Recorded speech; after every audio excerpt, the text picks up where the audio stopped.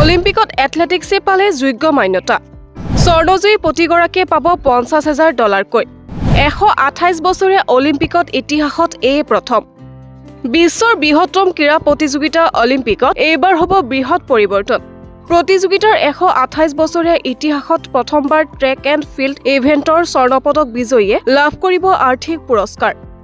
বিশ্ব athletic ফেডাৰেশ্যনে সমাগত Paris অলিম্পিকত এই নিয়ম কাৰ্যকৰী কৰাৰ কথা ঘোষণা কৰিছে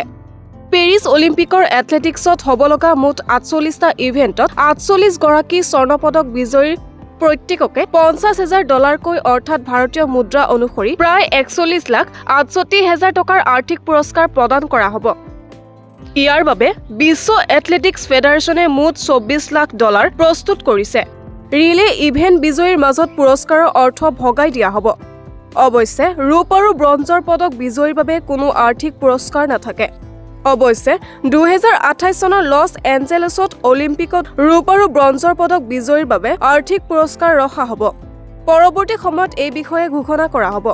অলিম্পিকৰ ইতিহাসত পদক জয়ীৰ বাবে আৰ্থিক পুৰস্কাৰ ঘোষণা কৰাৰ বাতৰিয়ে এথলেটিক্স ক্ষেত্ৰখনত এক নতুন মাত্ৰা প্ৰদান কৰিলে news desk report Olympia sports